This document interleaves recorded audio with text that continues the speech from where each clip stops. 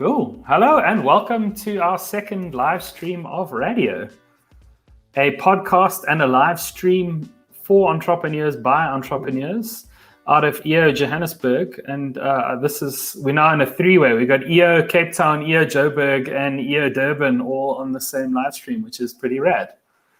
I'm your host, Ross Drakes, and my co-host is Mr. Richard Mulholland. Hello. Today we have two amazing, inspiring entrepreneurs on the podcast, Which is actually impressive from Durban. Yes. Hey, Nick Hernandez. Welcome, Matt Fitzsimons and Roger Fitzsimons. Matt is the CEO of Big Eye Branding, and Roger is the CEO of Promobasket. Thank you for joining us, guys. Thanks, Ross. A pleasure to be here. So I forgot this question on the last one, but this one, can you each, Matt, can you give us your elevator pitch, your pre-COVID-19 elevator pitch? Pre-COVID, okay, the one that's out the window. Yeah. So Big Eye Branding, which is our existing business, our holding company, our original business. So we manufacture and supply branded marketing materials to blue chip companies across Africa. Cool. And Roger, same question. Yeah, I'm CEO for Promobasket. We've got offices in a few countries up north. And our elevator pitch is to help businesses grow their brands and sell more products. So now, how has this pandemic affected the businesses that you guys are in? Yeah, it's been like a kick in the nuts, to be honest. When we went on the EO webinar for printing and promotional industry, which is what we're in globally, it was amazing. There were probably about 40 or 50 different people from all over the world. And unanimously, every single person said that their business was down between 80 or 90%, or would be down between 80 or 90% over the next few months. Wow. Have you seen any orders since this thing kicked in? We have pivoted, but our core business has probably gone backwards because we've even had purchase orders pulled out from under our noses that we had before.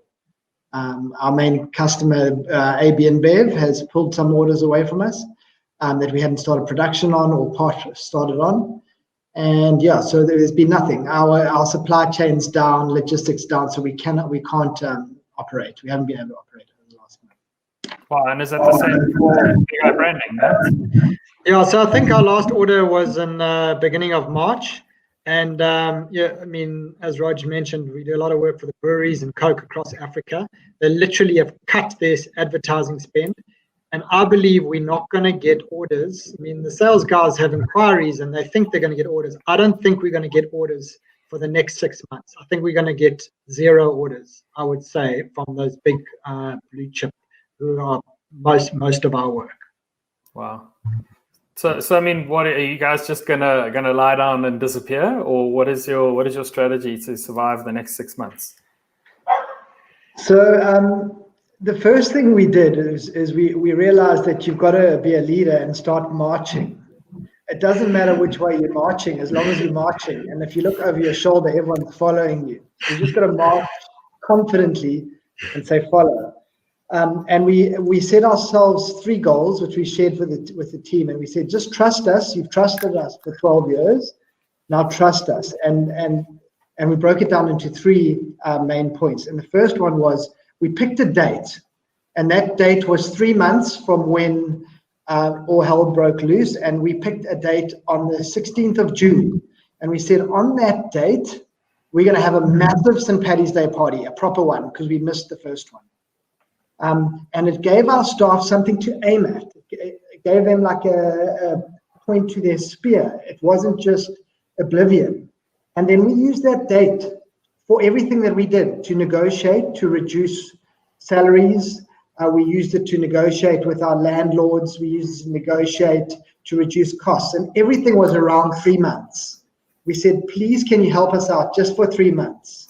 We're not asking you to help us out for a year or forever. just for 3 months.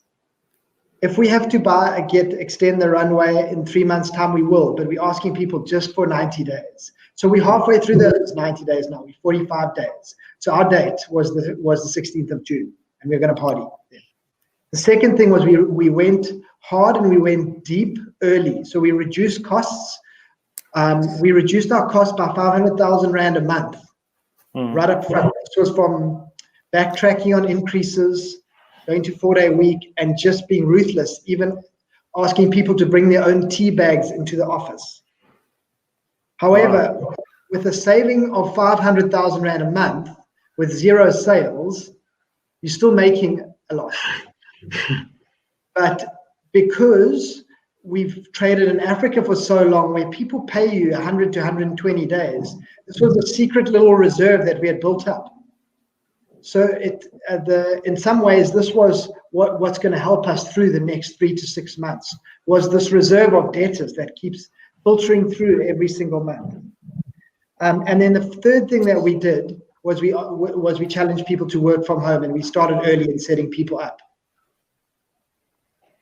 So your whole team's remote. Sorry, I didn't hear that, Rich. Go, Rich. I just want to ask you a quick question on the previous points you made there. You said you took a diet of 500,000 Rand. Now, what I'm curious about, and obviously that's one part of that is easy because of the business not running. I use the term easy, obviously, with the understanding of what's going on.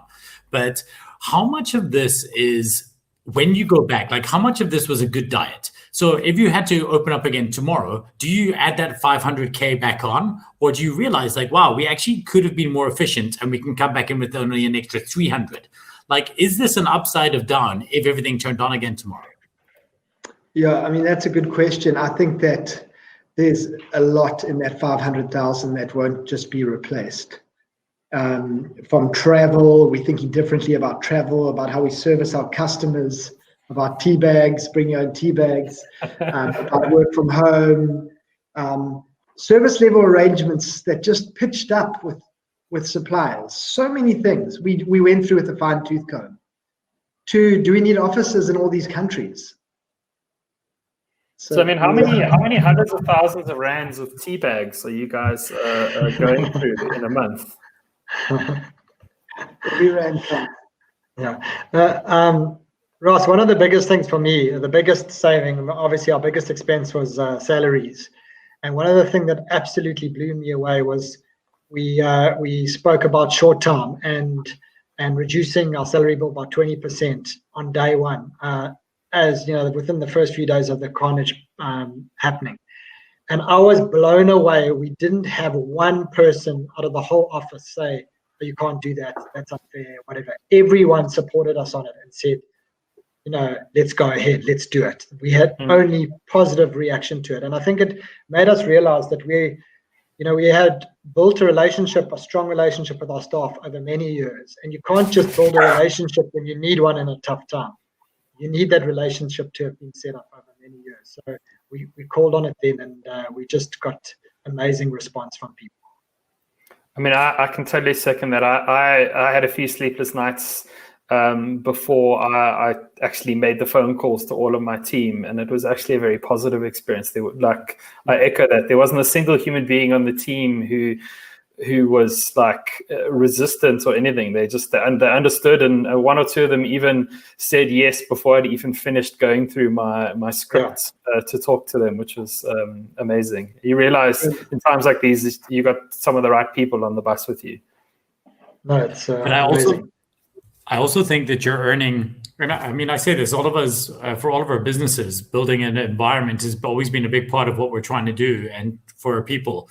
And one of our guys actually came to us, and I hadn't even had the meeting yet, and said, hey, I've sat down with my wife, we've worked out how much we are, and I don't need this much money every month, so you guys can use that for the business. And I was like close to tears. I said, thanks so much. He said, dude, like, you've been investing in us for so many years. I just want to invest back a little bit. And I thought, like, wow, there was never the intention necessarily.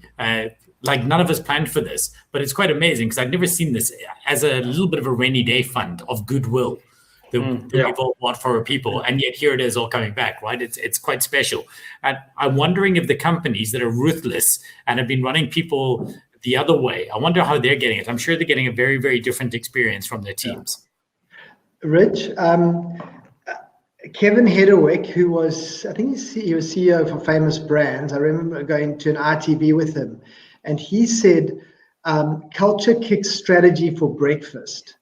And Matt and I were saying that we were quite strong on strategy and executing our strategy. Our strategy has gone straight out the window over the short term now. And this is where we've pulled on our culture and our values. And because there's things in our strategy that we just haven't been able to fulfill. And you're not going to. So can I ask some questions? Like, what are the, we see this pandemic as an opportunity, and it's an opportunity to I think build new habits and to kick old habits that you didn't want. Like, what are some of the habits that you guys want to carry through to post pandemic, and what are some of the habits that you've managed to ditch and use this as the excuse to do it? Yeah, I mean, I think from my side, habits of just trusting people to get on with their jobs, and trusting them to, if they're working from home, trusting them to get to work. You know what I mean? Not to check on them. So the big thing is to trust your staff. And then also, I think Rich has gone on a lot about this, about how you can get so much more done through, having online meetings, and you are wasting so less time. And to think about what we've done in the last 3 weeks, I think we would have never imagined we could have done that in 2 years. I mean, we've been trying to launch, an e-commerce platform for our current business, and 2 years later, we're sort of halfway there. But we've literally launched a new business in 2 weeks, which just shows you what's possible. So there's just a question from Nick Karalambos, which is, has trusting your staff led to any negative experiences from people working or with people working at home? No, none. We've actually split up. I mean, we've pretty much started a new business, or it's a new part of a brand within the existing business. And the most amazing thing about that was that we conceived the idea and executed it 2 online transactions within 4 days. And what we were quite proud of was that was done without ever having met. One person was in Notties, one was in Durban, one was in Hillcrest, 2 in Hillcrest, and we never even met. So we just trusted it, and we were a bit nervous up front, but it just seemed to work. But other than that, we're lucky we're not manufacturing or anything, so our staff can, and we've just made it to work. I know that my forum does say it's so much easier to go to work, especially when your wife and kids are at home. And it's like the default thing to do, and all of a sudden, like, you can't now. And that's one bad habit that I would like to not see, is spend much more time at home, even when I could go to work. Just stay at home. One of the things that I realized was every single time my staff had put earphones on at the office was a sign that they wanted to leave the office. So at that point, I realized, hey, every time you got your earphones on, you actually should be home. It also makes me question, to some degree, the validity of co-working spaces, because now I'm not understanding the gap. I understand of communal spaces where you can meet up. So, for example, we don't want to have our office again. We are actually said to the guys, we can't get out of our lease, but we're going to take away your desks. So you don't have desks. You can only go there if you want to collaborate on something. As soon as you want to work on something, go home. And then the other rules are no rush hour. You're not allowed to arrive during rush hour. You're allowed to arrive before it or after it, and you're only allowed to stay in for 3 hours per day. So, Nick says in the chat about death to open plan offices. I know the guys from Basecamp feel the same way about this. I have a slightly different point of view in that I think the idea, death to open plan offices, but I don't agree with their idea of building libraries where people can be quiet and just sit down and work, and we should create quiet spaces. I'm saying if you want a quiet space, stay at home or at a coffee shop. If you actually want to enjoy some chaos and some interaction with other human beings and create an experience, meet somewhere. And I'm wondering if maybe there isn't a call for these kind of co-working spaces that will actually be just arrive for your huddle. So don't come for your meetings or don't come in for your desks and don't come to work. Arrive to have a big session with your team, play some pool, do your ping pong tournament, take it for 2 hours a week, and then all go back somewhere else. Like, I think I'm rethinking the very construct. And so it's no longer an office, it's a workplace. And I'm banning the phrase going to work because you don't go to work. And even the idea of remote, how is leaving our home and driving through traffic? How is not remote? Yeah, I mean the guys at Automatic, which are the company that runs WordPress, they changed the term from remote to distributed, because remote says that there's a center point, and when you're at home, you're away from that center point, whereas distributed says that you are a team that's scattered and you can assemble when you need to. Yes, interesting. So do you guys have more habits that you want to share, or do we jump into the pivot that you guys made? Yeah, I mean, obviously the habit which we all have, and I think when you go through a tough time, it's like the wake up early, the journaling, meditation. I listen to the same song every day, Xavier Rudd's song, and also listen to something or read something positive. And it's taken something like this to jolt me back into that rhythm. And it's amazing how many of our forum are now doing that. I also think on what you consume in terms of media, I think it's a big thing for me is not getting wrapped up in all the stats and how many people have died and all that. I'm very, very conscious about what media I consume. And it's just, allows me to, by consuming and engaging with people that are positive, it just uplifts you, and you can go into the day with so much more energy than being drawn down by a lot of negative news, and there's plenty out there. That guy, Finian, who got the highest score ever for any ITB that we ever had in Durban, this Aussie guy, and he said the first thing you should do when you wake up in the morning is just lie in bed and smile for 30 seconds every single day. And you just got to lie there and smile, and it's quite a good habit to have. If my wife woke up and looked at me and I was just grinning, she would immediately have a look down at the cupboard to see what I was doing.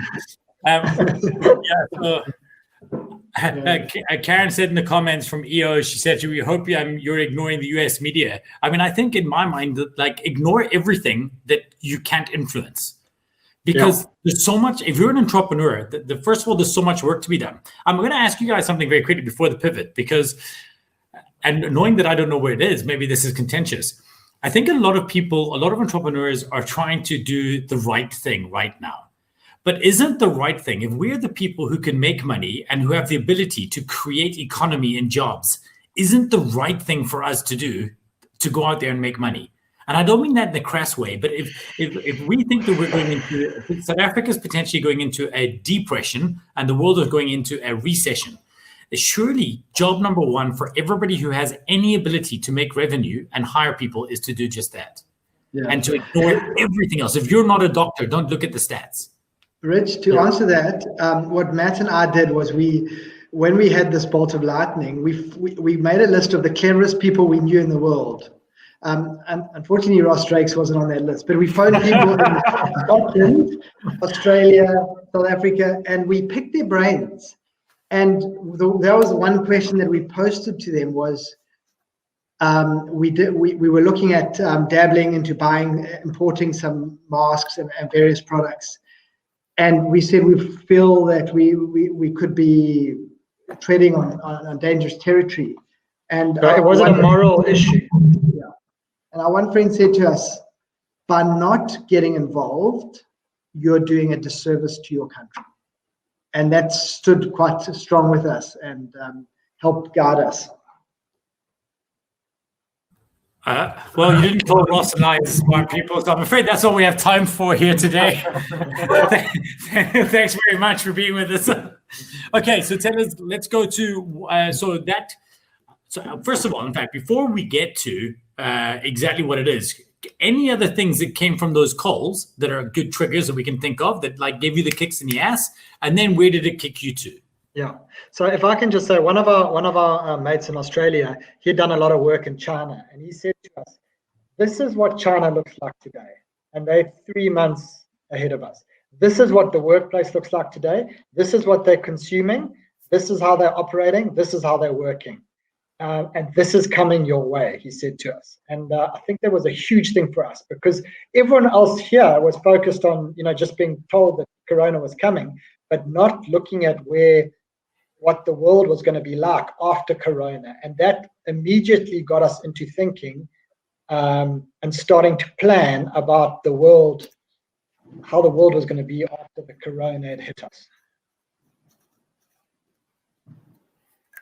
So tell us, I think we've teased the pivot for 20 minutes now. So tell us how like, what have you done with your two businesses, and what is this new business that you built in 4 days remotely?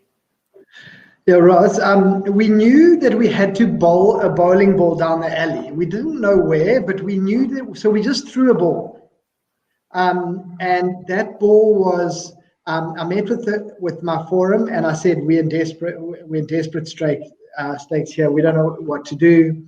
And the guys in my forum, particularly one guy, said, listen, this is when you should be thriving. And his business was taking off during this scenario. And he said, come with me. I'm going to introduce you to a supplier from China and get on the back of some of my orders and start importing some products. So we invested a considerable amount and bought some stuff.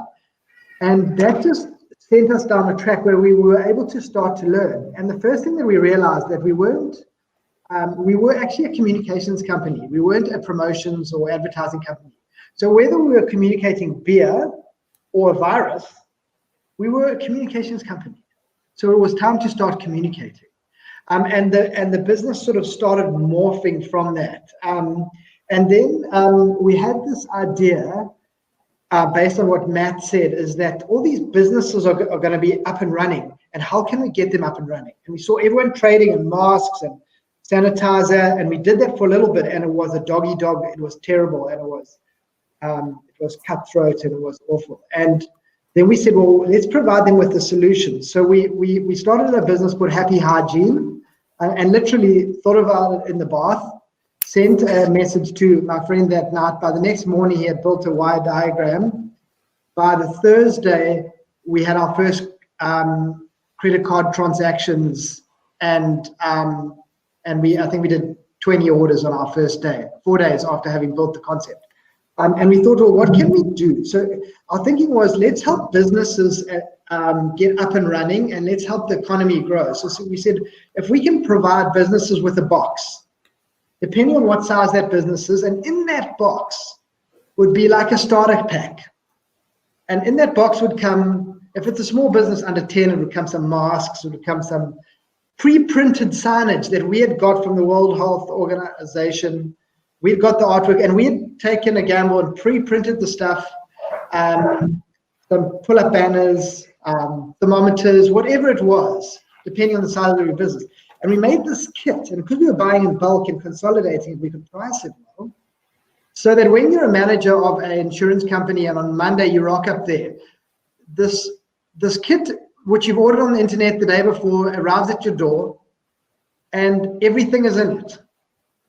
From the mask for your staff to use for public transport, to the signage that you stick. You arrive at 8 o'clock, by 8:15, you've got everything up. And you've got a little memory stick with all the information that you need, videos and information. And that was the concept. It's been well received. So how many have you sold? Like, how many of these boxes have you sold, and what kind of businesses are interested in them?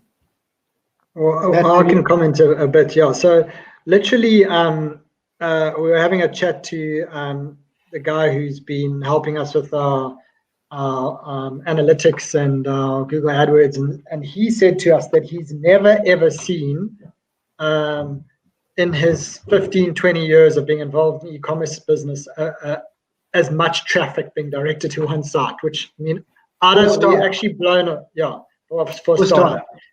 Yeah, for a startup. He says so quickly. He says he cannot believe it. And we don't know what the recipe was. We think maybe a lot of different reasons. But we've pretty much, in just over a week, we've got 180 orders. But we're getting about 2,500 people visit our site a day. Like, the interest has just been absolutely off the charts.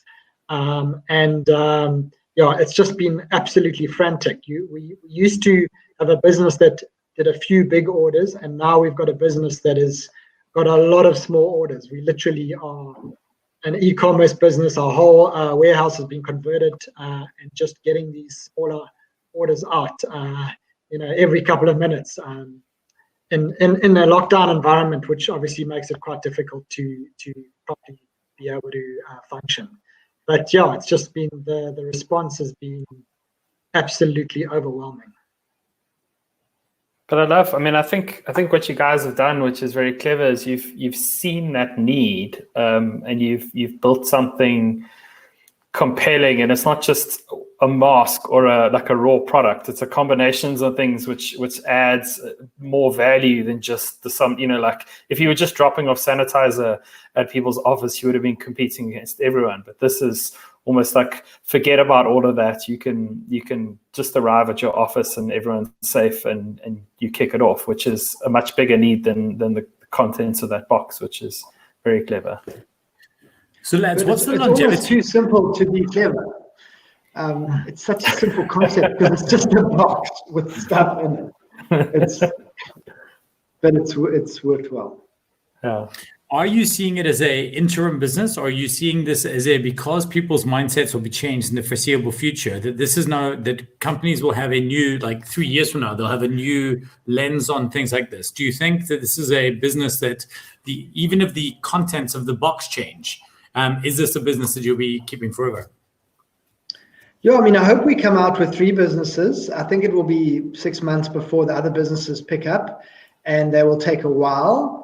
I think that this business is going to be around for a while, because I think that washing your hands is going to become like brushing your teeth. And like those screens that you see at shops, I don't think they're going to get to a day where they just take them all down. It's like, today we take them all down. I think those things are going to be there for the next 10, 20 years. So I think that stuff's going to be there, and we'll probably have to morph it. We've learned a lot about e-commerce and about almost like creating businesses that are like campaigns. So whether it's a World Cup or something that's trending, that you can create these sub-businesses and put a few staff on them and just create this quite a lean business and run it. What we're trying to do is test loading some of these products on Take-A-Lot and Price Check and all those e-commerce, and just learn about e-commerce. For me, the most fascinating thing is what we try to do in 2 years, we did in 4 days, and we've had a real window into the world of e-commerce. And it's also introduced us to guys like Justin Drennan from Parcel Ninja. Yeah, he's agreed to sort of mentor us through this e-commerce journey. I think he's shaking his head, realizing how little we actually know. But relationship like that is something we would never ever have created.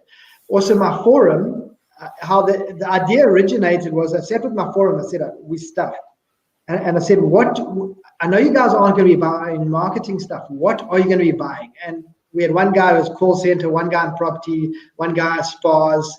And they all said, we need this virus communication stuff, but we can't find anyone. We're trying to get artwork here and get gloves here. And so I said, if we gave you a pack, delivered to your door, and they all love that idea. So we can also tailor it for certain industries. I love that thought of creating a business like a campaign, that you can staff up a single business and you can run it for a brief period of time, and it doesn't necessarily have to live forever. And the strongest ones can grow up and become fully fledged businesses instead of just campaigns. But what I particularly love about it, and it was something we said to a team. So we asked our guys to write down a list of every problem that we thought we could solve. And I always say that sometimes we think we're in the business of the solution we provide, but we're almost always in the business of the problem that we solve. And we forget that. And if the solution is no longer relevant, it doesn't mean that your skill sets aren't applicable to another problem. And it makes me think that, have you created something like even a business unit that is by design a tactical form of entrepreneurship that says at any time we deploy to solve a problem that exists. So you actually, it's not even that the business, that only lasted for a short period of time. No, because the business is a way of thinking. Because for me, entrepreneurs, we fix a problem or we fill a gap. And I think you two did both, right? That's exactly what you did. You grabbed onto both of those things. The thing is that every single time one hole is plugged, another one is opened. So there will always be these opportunities for something to fill. That is that idea of we talk about flipping the ceiling. It becomes something is a problem, then you flip it, it becomes the foundation, but for something else. And sometimes that's good, and sometimes it's bad. So we hit the ceiling of coronavirus, we flip it, and then we're in the foundation of something else. And every single entrepreneur builds this flip thing. It's an infrastructure inversion. It's a great. I also think the thing is responding early. Roger and I got on the Monday after, when the world sort of erupted, was what are we going to do? And we found our mate, and he said that he had a conversation that day with another guy who had a tourism company in Botswana. And the guy said, what should I do with my business? So he said, I'll probably get some tourists at the end of the year. He said, tomorrow you convert your Land Rovers into ambulances. You convert your tented camps into mobile hospitals. And you convert your camps into, quarantine centers. And you don't wait a week. You do it tomorrow, because you are not going to have tourists there over the next couple of months towards the end of the year. That's what you do tomorrow. And Roger and I realized that day we needed to do something. Like, absolutely, we couldn't wait any longer. And I think one of the reasons why there's been so much interest is that we responded early, we bought stock early, our warehouse, we converted into our business and essential services, and we had stock, we've got everything waiting there, and we managed to do that pretty quickly so that we can respond to the times now where people are needing this equipment for this new era, which we had seen when we had spoken to a mate of ours who told us what China looked like.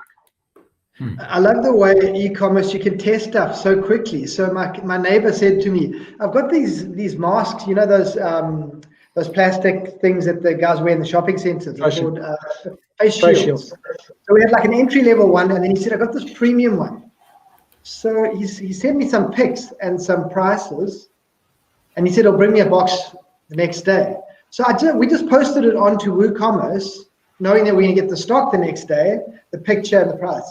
And we sold the 100 before we'd even got the box. It was amazing. It was like, okay, cool, let's order another 100.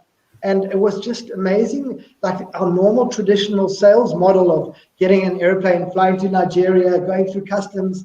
I'm starting to question whether I actually want to do that anymore. It's not cool. We absolutely we don't want our old business back. Like, there's no doubt. Like, that's not even a consideration. Most of my business, I don't know if any of you have realized this, but how much of how you run your business and the business you run has just become habit. Just like a hobby you're stuck with. And I just realized, like, oh shit, I prefer this hobby. Like, this is a lot more fun. I mentioned to you when we were in the green room that I'm working longer and harder, but it's because I feel like I'm doing something again. I've said to people that, behind me is a bunch of board games, and normally I play a lot. Like a few years ago, I played just under 1,000 games in a year. But I thought, this is going to be amazing for lockdown. I've hardly played a game because the problem-solving deficit that was such a big deal for me over the last few years has gone. Like, I'm constantly trying to solve, and I think it's so exciting. Like, this reminded me what entrepreneurship is. I actually realized I've forgotten. One of our key managers actually also said to me yesterday that, and this is despite the fact that he had his increase reversed, he had a 20% reduction in salary. He said to me that he felt like what we were doing was also doing so much good because it was helping businesses get back up on their feet.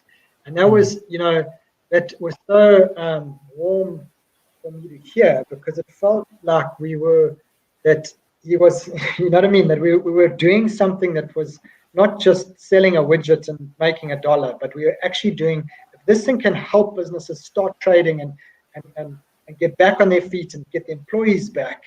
Yes, I mean, what an amazing thing to have built. So that is at the heart of it, which feels really good for us. Yeah, I also think, I mean, this pandemic has created an environment in which people are open to things that they just wouldn't be before. Like, I think, your old business, you'd have to market to people to make them believe that they needed the thing, and only then would they come to you and actually order the thing. Now, people are like, I have this need and I don't know what I can do about it. And you can just pop in there and be like, hey, I have this thing. And I think that's the opportunity, is that people are just open to new thinking, new ideas, new approaches right now. And, I think it's businesses like yours that are able to step into that gap that are going to make the difference. And the ones that just stick to their knitting and be like, we've always done it this way, are the ones that are going to ultimately suffer and probably end up going away. We've also just rolled out in Kenya as well. We've got a partnership there, and they've just launched the same business, Happy Hygiene, in Kenya. So we want to test it in Kenya, and then if that works, then we can white-site it and roll it out in a few other countries. That's amazing. Guys, I think, we're out of time. So I just want to say thank you very much for sharing your energy. And I suppose my biggest takeaway from this thing is to create businesses that are like campaigns. I love that idea. It's just like a neat little thing, and it feels executable in a very short period of time and testable, and not like you're committing to something huge. So thank you very much for that nugget. Thanks guys, and keep up the good work on the podcast. I must admit, it's one of my most enjoyable podcasts, the ones that you guys do. It's just, I feel the stories are so relevant, and I really enjoy them. Awesome. Thank you very much. Thank you. So you've been listening to RadEO, which is a podcast by the Entrepreneurs Organization in South Africa. If you are an entrepreneur, or an entrepreneur who might need to hear this message, please will you send it on to them, or you can go to eonetwork.org to get more information.